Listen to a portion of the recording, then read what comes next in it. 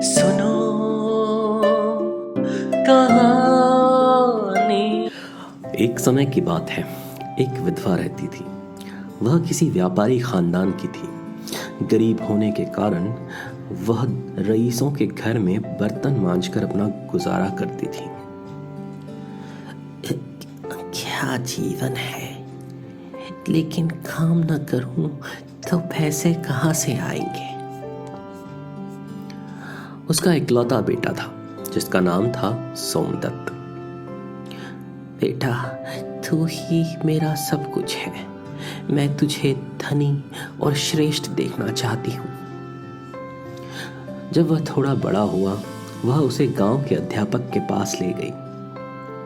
गुरुजी, मेरे बेटे को लिखना पढ़ना सिखाइए, पर मैं गरीब अभागन हूँ।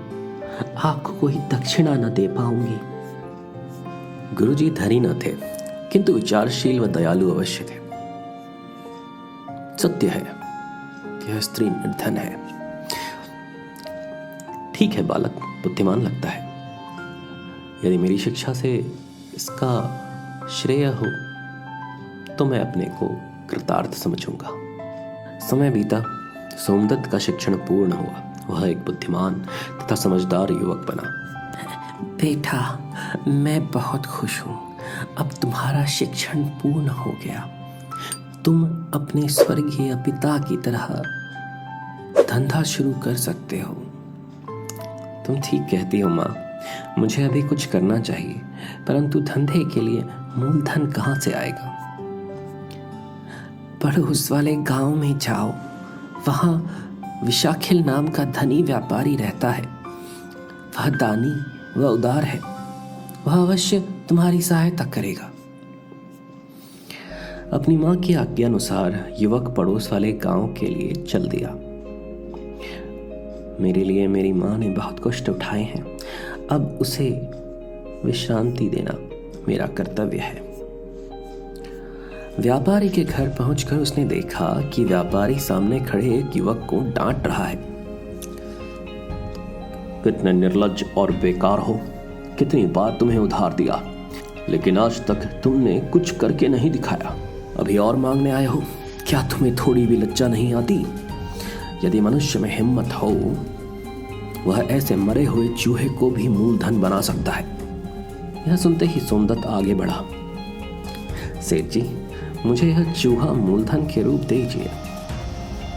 व्यापारी को आश्चर्य हुआ। क्या सचमुच कोई एक मरे हुए चूहे को मूलधन बना सकता है। लेकिन सोमदत्त की दृढ़ता देख उसकी बात माननी पड़ी। वह उसे पागल समझकर हंस पड़ा। जैसी तुम्हारी इच्छा, यह लो चूहा और मुझे रसीद दो। युवक ने चूहा लिया और व्यापारी को रसीद लिख दी। इसके पश्चात सोमदत्त एक व्यापारी के पास गया जिसने कई बिल्लियां पाल रखी थीं। देखिए महोदय, आपके लिए बिल्ली का भोजन लाया हूं। व्यापारी ने उससे चूहा लिया और बदले में, यह लो बेटा, 2 मुट्ठी चने लो।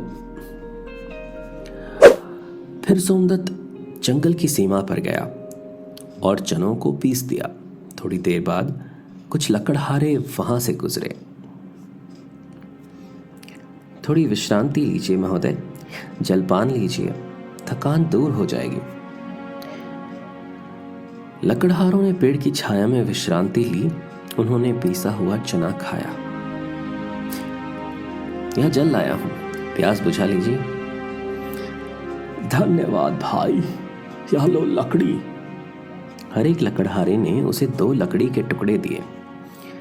फिर उस चतुर युवक ने बाजार में जाकर लकड़ी बेच दी। पैसे लेकर, सेठ जी, यह पैसे लीजिए, मुझे और चने दीजिए। दूसरे दिन वह फिर जंगल की सीमा पर गया। चने पीसे और लकड़हारों की सेवा की। लकड़हारों ने उसे फिर लकड़ी दी। कुछ दिन ऐसे ही बीते। सोमदत्त ने थोड़ा पैसा बनाया और मूलधन जोड़ा। और थोड़े दिनों में मेरे पास काफी धन हो जाएगा। उसने लकड़ी इकट्ठा कर गोदाम भरना शुरू किया। एक दिन यह लकड़ी भी काम आएगी। एक दिन कहीं लकड़ी मिल नहीं रही। अब क्या करेंगे, चूल्हे कैसे चलाएंगे? सोमदत्त के पास लकड़ी है, चलो उसके पास चलें। सोमदत्त चतुर था, उसने लकड़ी बेचकर काफी लाभ उठाया। अब मेरे पास भरपूर धन हो गया है। उसी धन से उसने एक दुकान खरीदी। अब मैं धनी हो गया हूं, अब माँ वैभव और सुख से रह सकती है। एक दिन, सेठ जी कृपया वह रसीद फाड़ दीजिए, मैं अपना कर्जा चुकाने आया हूं। व्यापारी आश्चर्यचकित हो सोमदत्त को देखने लगा। उसके व्यक्तित्व पर वैभव और सफलता के चिन्ह थे। फिर सोमदत्त ने उसे दिया एक सोने का चूहा। कुछ समय पहले मैं आपसे एक चूहा ले गया था, उसके बदले में यह चूहा स्वीकार कीजिए।